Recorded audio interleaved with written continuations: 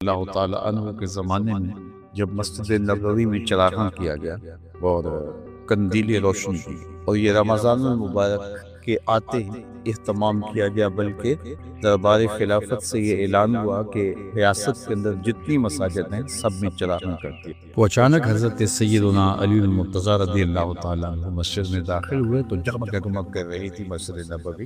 تو برجستہ حضرت علی المرتضیٰ کی زبان پر جو کلمات جاری ہوئے وہ یہ تھے کہ عمر، اللہ تیری قبر کو روشن، کہ تو نے اللہ کے گھر کو روشن۔ اور پھر کیسی دعا مستجاب ہوئی۔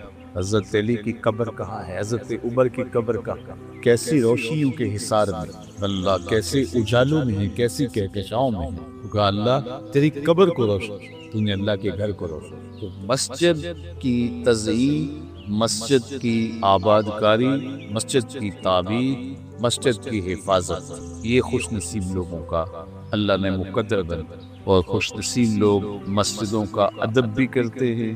اعلیٰ حضرت عظیم البرکت امام اہل محبت امام الشاہ احمد رضا فاضلی بریلوی علیہ رحمہ و رضوان، آپ جب مسجد میں اس زمانے میں وہ سرسوں کا تیل ڈال کر کے دیے جلائے جاتے تھے، جو بزرگ ہیں انہوں نے تو دیکھا ہوگا، مٹی کے تیل میں بدبو ہوتی ہے، تو مسجدوں کے اندر یا گھی کے چراغ جلاتے تھے یا سرسوں کا تیل۔ بلکہ جمعرات کے دن مجھے اپنی یادداشتوں پہ زور دوں تو مسجد کے باہر ایک ڈبہ رکھا جاتا تھا اور لوگ وہاں آ کے تیل ڈال جایا کرتے تھے، جو مسجد کے مصارف میں سے ایک اہم ترین مصرف ہوتا تھا، بلکہ وہ اتنا زیادہ ہوتا تھا کہ بیچ بھی دیتے، اور مسجد میں وہ جلانے کے کام بھی آتا۔ سرسوں کا تیل اس لیے ڈالا جاتا تھا کہ اس کی بدبو نہیں۔ اعلیٰ حضرت جب دیا جلاتے تو دیے میں تیل ڈال کر اس کو مسجد سے باہر لے گئے اور پھر اس کو جلاتے اور پھر دوبارہ لا کے مسجد میں رکھتے۔ تو کسی نے کہا حضرت آپ یہ تکلف کیوں کرتے ہیں؟ فرمایا دیا سلائی کے ساتھ گندک لگی ہوتی، اور جب دیا سلائی کو جلایا جاتا ہے اور آگ کا شعلہ بڑھتا ہے تو تھوڑی سی بدبو پیدا ہو، اور میں یہ گوارا نہیں کرتا کہ وہ اللہ کے گھر میں پیدا ہو۔ یعنی وہ دیا سلائی کے لیے بھی، جلانے کے لیے بھی اس کو باہر اس لیے لے جاتے تھے کہ مجبوری ہے کہ دیا سلائی سے اس کو آگ ڈالنی پڑتی ہے، اور اس کے اوپر جو مسالہ لگا ہوتا ہے اس کے اندر گندک ہوتی ہے، تھوڑی سی سمیل اور بدبو پیدا ہوتی ہے۔ بلکہ اعلیٰ حضرت نے لکھا ہے مسجد کے آداب میں سے کہ بلا ضرورت شرع مسجد کی چھت پہ جانا منع فرمایا گیا۔ تعمیر کے لیے، صفائی کے لیے، یا نیچے رش ہو جائے تو پھر اوپر جانا جائز ہے، ورنہ کراہت بغیر ضرورت کے مسجد کی چھت کے اوپر چڑھ۔ اللہ اکبر۔ بلکہ ایک زمانے میں تو ہم بچے جب ہوتے تھے تو گاؤں کے اندر لوگ مسجد کی چھت سے اونچا اپنا گھر بھی نہیں، سب سے اونچی عمارت جو تھی وہ مسجد کی ہوا، تو مسجد کی چھت پہ جانے سے روکا گیا۔ بلکہ اعلیٰ حضرت نے لکھا کہ مسجد میں اتنے زور سے چلنا کہ دھمک پیدا ہو، مسجد میں اتنے زور سے چلنا کہ پاؤں کی دھمک پیدا ہو، یہ بھی ممنوع۔ اللہ کے دربار میں پورے ادب کے ساتھ، پوری عقیدت کے ساتھ۔ تو مسجدوں میں بعض اوقات ہمارے ہاں جو ادب مچ جاتا ہے، کھانا لوگ تقسیم کرتے ہیں، بانٹتے ہیں، پھینکتے ہیں، اور جو مسجدوں کا تقدس پامال ہوتا ہے، تو اس سے ہمیں گریز کرنا چاہیے۔ کل خانی کے ختموں میں ہم دیکھنے کو اور باقی مواقع پہ ہم ملتا ہے، تو اتنے زور سے قدم رکھنا کہ دھمک پیدا ہو، تو اللہ کے دربار، اللہ کی بارگاہ میں حاضری ہے، اس کا دربار ہے، تو لہٰذا اپنے معاملے کو اس طرح کنٹرول کیا جائے کہ مسجدوں کے ادب کا یوں لحاظ رکھا جائے اور ان کی تعظیم ہوگی۔ اللہ اکبر۔ تو خوش نصیب لوگوں کا یہ مقصوم ہے، تو میں دل و جان سے مبارکباد پیش کرتا ہوں ان دوستوں کو جنہوں نے اس مسجد کی تعمیر کا مرحلہ آج تکمیل تک پہنچایا، اور اس کے لیے جتنے بھی وسائل آئے، بلکہ یہ تو بے حساب سلسلے چلتے، اللہ کی راہ میں اس کا حساب کیا کوئی کرے گا۔ حضرت نبی رحمت صلی اللہ علیہ وآلہ وسلم کے سینہ اطہر پہ اترنے والی کتاب میں اللہ نے کچھ اعمال کا کہا کہ 10 گنا، کچھ کا 70 گنا، اور کچھ کا وہ 700 والیوں کی مثال دی، اور کچھ اعمال کے بارے میں کہا کہ اللہ تعالیٰ چاہے تو بے حساب عطا فرمائے۔ تو یہ کیا اس کا اجر ہم کسی ترازو میں تول سکتے ہیں جو اللہ اپنے گھر کی تعمیر کے حوالے سے بدبخت۔ جب ہارون الرشید نے نکاح کرنا چاہا ملکہ زبیدہ سے، تو اس نے کہا کہ میں آپ سے نکاح کرنا چاہتا ہوں۔ تو اس نے کہا کہ میرا حق مہر ادا کر لو گے؟ اس نے کہا کہ میں بادشاہ وقت ہوں اور تم کیا بول رہی ہو؟ کہا میرا حق مہر بہت زیادہ ہے۔ اس نے کہا میں تیار ہوں، بتاؤ کیا حق مہر؟ اس نے کہا بغداد سے مہر نکلے گی اور میدان عرفات تک جائے گی، منا تک جائے گی، عرفات تک جائے گی، مکے تک جائے گی، تاکہ حجاج کو پانی میسر آئے۔ تو آج کا دور تو نہیں تھا، اس دور میں نہر کھدوانا اور پھر وہاں تک پانی لے جانا کاردارا۔ بادشاہ نے کہا مجھے منظور ہے۔ تو نکاح ہو گیا۔ اب یہ کام جاری رہا، اس کے اندر کتنے انجینئر لگے، کتنا پیسہ لگا۔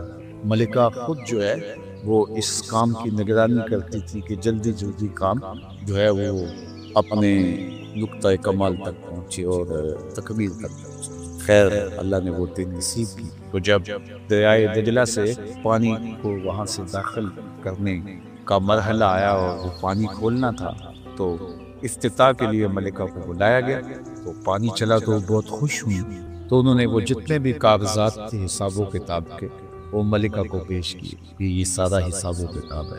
کچھ نہ کچھ دیکھنے کی بجائے وہ سارے کاغذ لے کے ہاتھ سے پھاڑ کے اس نہر میں ہی پھینکتے ہوئے کہا ترکنا الحساب الی یوم الحساب، اس حساب کو ہم یوم حساب پہ چھوڑتے۔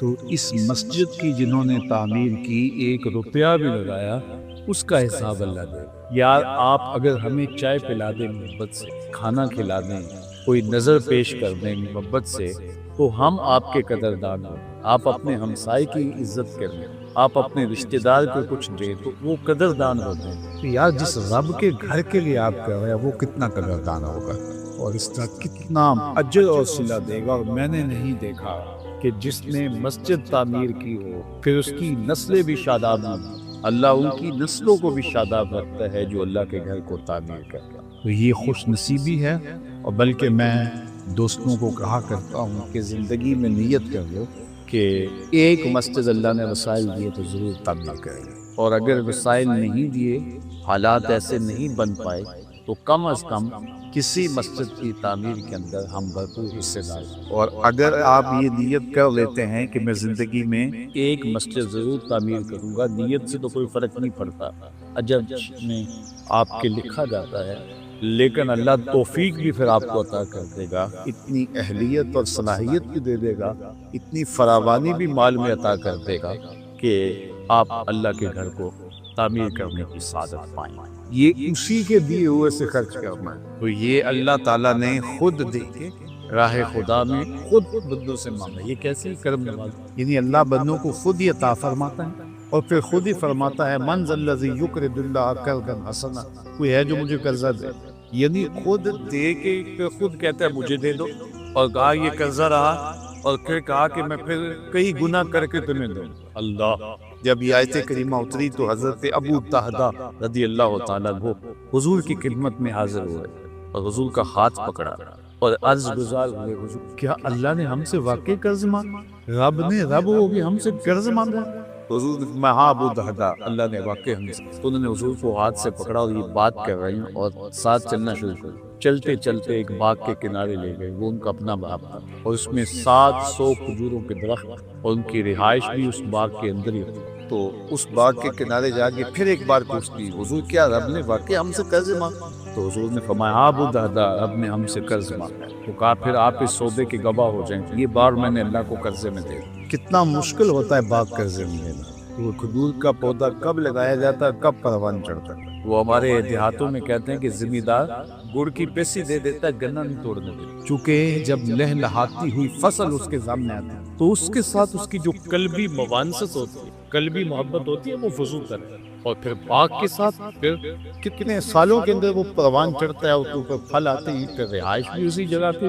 تو یہ کوئی آسان کام تو نہیں تھا، لیکن کہا کہ حضور آپ گواہ بن جائیے، یہ بار میں نے اللہ کو قرضے میں دے دی۔ اللہ اب رہائش اسی بار میں تھی تو اب اندر نہیں جا رہے، باہر ہی کھڑے ہیں اور اپنی بیوی کو آواز دیتے ہیں یا امت دہدا فخرجی، اے دہدا کی امی باہر آ جا، یہ باغ اب ہمارا نہیں رہا، یہ ہم اللہ کو قرضے بھی دے دیا۔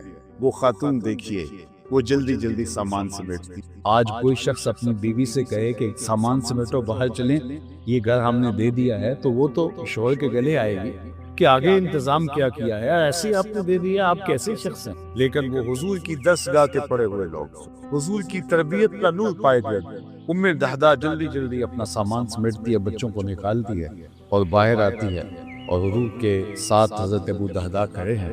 تو وہ باہر آ کے کیا کہتی ہے کہ اب ابو دہدا یہ کیوں کیا؟ اب کدھر جائیں بتاؤ؟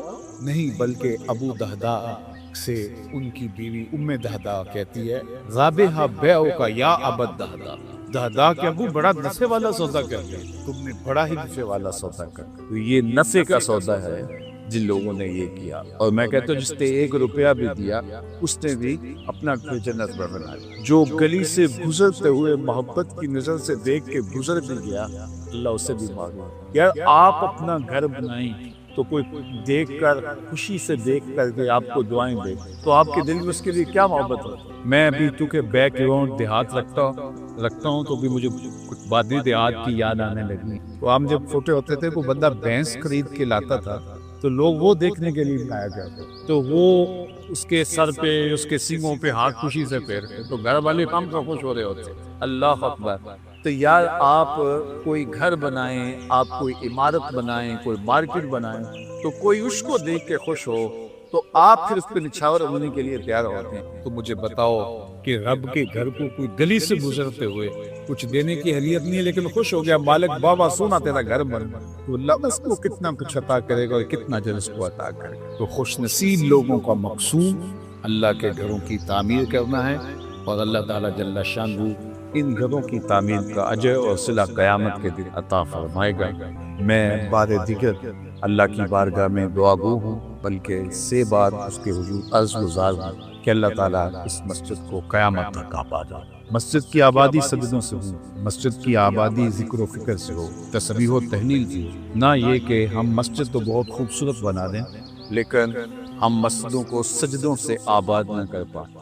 عید کے دن جگہ نہ ملے مسجد میں جو کہ واجب نماز ہے، لیکن باقی ایام کے اندر ہم وہیں رہتے ہوں، بستے ہوں، لیکن مسجد میں صف ڈیڑھ صف نمازی کی ہو۔ تو یہ ہمارے سوچنے کی بات ہے، اور قرب قیامت میں یہ بھی بیان فرمایا گیا کہ لوگ مسجد تو خوبصورت بنا دیں گے لیکن ان کے اندر وہ اہتمام نہیں کر پائیں گے جو کہ مسجد کی تعمیر کا مقصود ہے۔ اللہ اکبر۔ وہ مساجدہم عامرۃ وہی خراب من الموت۔ وہ وقت آنے والا ہے، اس وقت سے ڈرنا چاہیے کہ مسجد زیب و زینت کے لحاظ سے تو آباد ہوں لیکن ہدایت کے لیے اس سے خالی۔ اس لیے بہترین جو ہے وہ تبلیغی نظم قائم کیا جائے، مسجد کے آداب کی رعایت کی جائے، مسجد کے اندر آپ لوگوں کو آنے کی ترغیب دیں لیکن مسجد کے آداب پامال نہ ہوں۔ مسجد کے اندر مسجد کا جو تصور ہے اسلام کے اندر، تو اس تصور کو اجاگر کیا جائے، اور مسجدوں کے اندر ایسا خوبصورت تربیتی نظام ہو کہ ان مسجدوں کے ذریعے سے لوگ دین سے جڑ جائیں۔ میں آپ کو کہوں گا کہ پوری دنیا کے اندر جو اسلام نے نظام دیا ہے کسی مذہب کے پاس نہیں۔ ہم محلے کی سطح پہ دن میں 5 وقت مسجد میں جمع ہوتے ہیں، اور 8 دن کے بعد جامعہ مسجد میں جمعہ کے لیے جمع ہوتے ہیں، اور شہر کی سطح پر جو ہے وہ سال میں ہم 2 مرتبہ عیدین کے اجتماع میں جمع ہوتے ہیں، اور عالمی طور پہ حج پہ۔ تو گلی سے لے کر حج تک ایک مربوط نظم ہے ہمارا جو ہمیں عطا کیا گیا۔ تو یہ یونٹ مضبوط کیا جائے، مسجدوں کو تربیتی نظم مضبوط کیا جائے۔ اور میں اپنے دوستوں کو کہتا ہوں کہ یہ جو مسجدوں میں ناظرہ خون قرآن مجید کا سلسلہ ہوتا ہے اس کو کبھی کمزور نہیں ہونے دینا چاہیے۔ بعض کا میں اچھا خطیب بن گیا ہوں یا میرے ماننے والے بہت سارے ہیں تو میں کہتا ہوں کہ یہ اب میرا کام نہیں رہا۔ مصروفیات کی وجہ سے آپ وہاں کوئی بندہ متعین کر دیں اور اس کی نگرانی کریں، یہ یونٹ کمزور نہیں ہونا، اور بچے اس عمر کے اندر مسجد سے وابستہ ہوں تو ساری زندگی دین ان کے دل دماغ سے کچا نہیں جاتا۔ آج جو الہاد جدید کی گندی ہوائیں چل رہی ہیں تو یہ آنے والی نسل کو دین سے ہٹا دینے کا سبب و ذریعہ بنی اگر ان کا تعلق مسجدوں کی چٹائیوں کے ساتھ جڑا رہا۔ تو اس لیے ہمیں یہ ہوم ٹیوشن کی میں مخالفت نہیں کرتا، لیکن وہ برکت نصیب نہیں ہوتی جو مسجد میں بچہ گھر سے نکلتا ہے وضو کر کے اور اپنے سینے کے ساتھ اس نے جو ہے قرآن مجید کا پارا لگایا ہوتا ہے اور گلی سے چل کے ننھے ننھے قدموں سے اللہ کے گھر میں پہنچتا ہے اور پھر وہ وہاں آ کے سیکھتا ہے، خود اس کی طلب ہوتی ہے اور ماں اس کو تیار کر کے بھیجتی ہے۔ اللہ اکبر، وہ ننھا اور وہ چھوٹا سا بچہ جب گھر سے نکل رہا ہے گلی سے آ کے مسجد کی طرف، آپ کو کیا معلوم کہ فرشتے بھی جھک جھک کے دیکھ رہے ہوں گے کہ یہ دین کا علم سیکھنے کے، قرآن سیکھنے کے لیے مسجد۔ تو یہ ان مسجدوں کو ناظرہ قرآن مجید کی تعلیم سے آباد رکھیے، پانچ گانا نماز کا خوب اہتمام کیجیے، اور باقاعدہ مسجدوں کی کمیٹیاں سے مولوی صاحب کے اوپر روب پانی ڈالنے کے لیے نہ ہو، ایسٹ انڈیا کمپنیاں نہ بنے، بلکہ کمیٹیوں کی ذمہ داریاں ہیں کہ جا کے گلیوں کے اندر لوگوں کو لا کے ترغیب دیں اور مسجد کی طرف نمازی بنائیں۔ یہ صرف جمعے کے بعد پیسے گننے کے لیے نہ بیٹھ جائیں، یہ دیکھیں کہ مسجد کی رونق کیوں نہیں بڑھ رہی، اور جا کے لوگوں کو مسجد اور خطیب جو ہے وہ قصے کہانیاں نہ سنائے، بلکہ آنے والوں کو جو دین کی بنیادی تعلیمات ہیں وہ سکھائیں، وہ لے کر آئیں، پکڑ کے لے کر آئیں، اور یہ حکمت اور دانائی کے ساتھ ان کو دین دیں، اور اس طرح یہ مسجدیں ہماری جب مضبوط ہوں گی، یہ یونٹ ہمارا مضبوط ہوگا،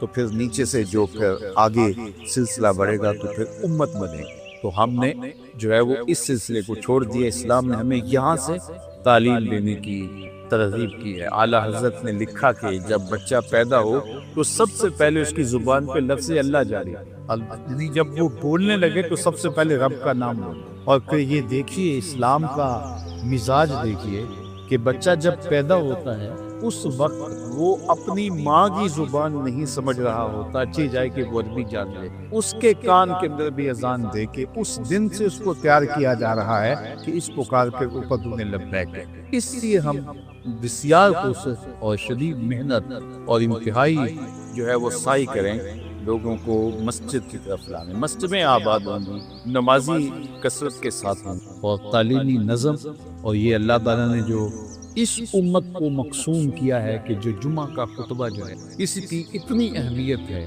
کہ ظہر کی 4 رکعتیں ہوتی ہیں اور جمعۃ المبارک کی 2 رکعتیں ہیں، 2 رکعتوں کی جگہ خطبہ رکھ دیں، یعنی ظہر کی 4 رکعتوں کی بجائے جمعہ کی رکعتیں 2 کم کر دی گئیں اور اس کی جگہ جمعہ رکھ دیا، خطبہ رکھ دیا گیا، تاکہ اس کی اہمیت اور وہاں خاموش رہنے کا اور انہماک سے سننے کی ترغیب دی گئی، حتیٰ کہ آپ تنکر بھی نہیں، تاکہ پورے انہماک کے ساتھ سنیں۔ اس قدر سننے کی اہمیت آپ کو کہیں اور نہیں ملے گی جو خطبہ جمعہ کو سننے کو۔ تو یہ ایسا یونٹ ہمیں دیا گیا ہے مسجد کی شکل کے اندر اور خطبہ جمعہ کی شکل کے اندر، نماز کی شکل کے اندر، میں سمجھتا ہوں ختم ہے، اور پھر یہاں سے چل کے حج تک اجتماع پہنچتا ہے۔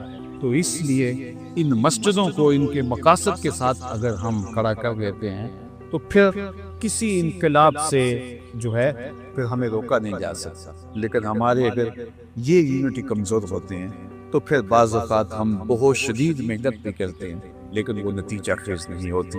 تو میں اللہ کی بارگاہ میں اس مسجد کی آبادی کے لیے اور یہاں کے لیے لوگوں کے دلوں کے مائل ہونے کی دعا کرتا ہوں۔ حضرت خلیل اللہ نے بھی کعبے کی تعمیر کے بعد کہا تھا، اللہ تیرا گھر تعمیر کیا ہے تو اب دلوں کو اس کی طرف تو موڑ اللہ، اور اس لیے اللہ تعالیٰ اپنے گھروں کی طرف دلوں کا میلان، دلوں کا رجحان اور محبت دلوں کے اندر پیدا فرمائے اور اس مسجد کو قیامت تک یوں ہی آباد رکھے۔ میں مزید آگے نہ بڑھنا ہوتا تو میں اپنی گفتگو کو مزید جاری بھی رکھ سکتا تھا، اور حضرت بھی تشریف فرمائیں، غالباً وہ بھی آپ سے مخاطبت فرمائیں گے۔ تو جتنی باتیں میں آپ سے عرض کر چکا، اللہ کی بارگاہ میں آپ سارے لوگوں کی آمین کے ساتھ دعا ہے، اللہ سب کو اپنی بارگاہ میں قبول فرمائے۔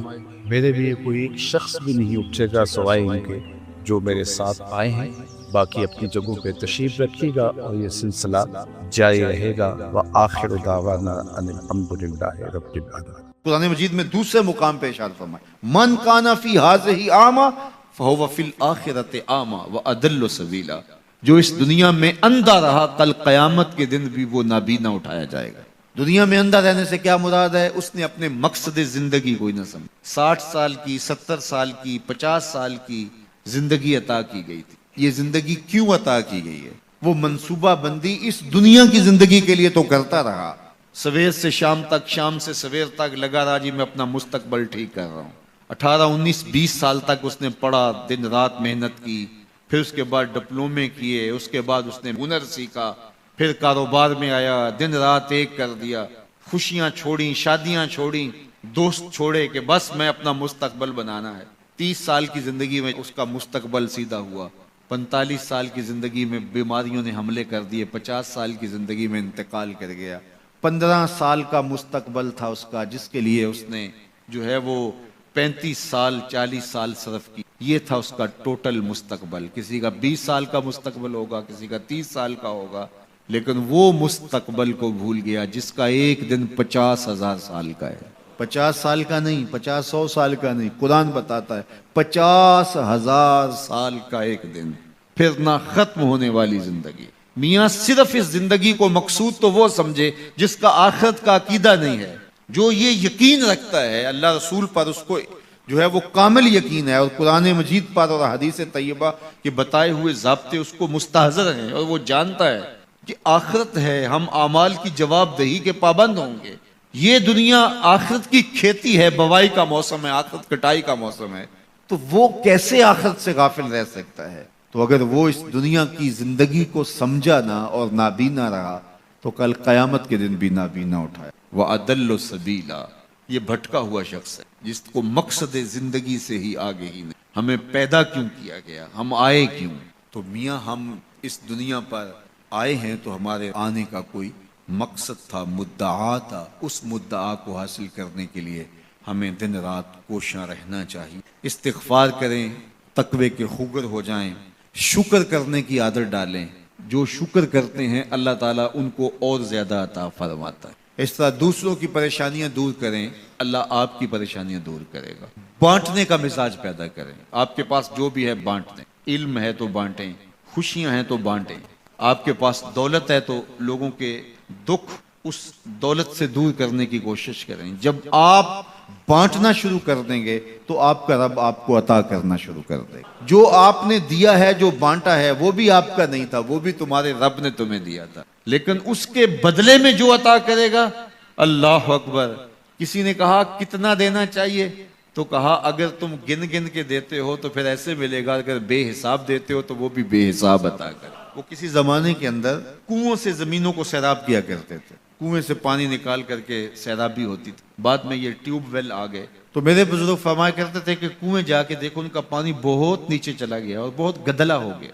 ان کا پانی تو شفاف تھا اور وافر اور فراواں تھا، اب گدلا ہو گیا اور بہت نیچے چلا گیا۔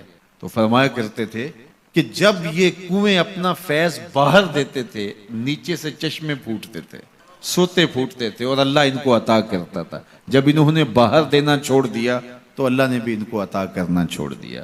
اس لیے تم اگر دیتے رہو گے تو سوتے پھوٹتے رہیں گے، کبھی ختم نہیں ہوگا۔ اس لیے اللہ کی راہ میں بانٹنے کا مزاج پیدا کرو جو آپ کے پاس ہے۔ اللہ اکبر۔ میرے حضور نے تو فرمایا کہ تم راستے سے گزرتے ہوئے کوئی چیز جو راستے میں رکاوٹ بن رہی ہو، اس کو راستے سے ہٹا دو تو یہ بھی صدقہ ہے۔ اور کچھ نہیں کر سکتے، کسی کو ہنس کے مل پڑو، مسکرا کے کسی سے بات کر لو تو فرمایا یہ بھی تمہارا صدقہ لکھا جائے گا۔ یہ نیکی بھی چھوٹی نہ سمجھنا، یہ بھی بہت بڑی نیکی۔ تو جو آپ کے پاس ہے وہ بانٹو تو انشاءاللہ آپ کو اللہ اور عطا کرے گا، اور زندگی کے اندر ایک طمانیت کا نور اور ایک اجالا پیدا ہوگا۔ اللہ جل شانہ ہم سب کو خوشگوار، مطمئن، پاکیزہ اور خوبصورت زندگی کا نور عطا فرمائے۔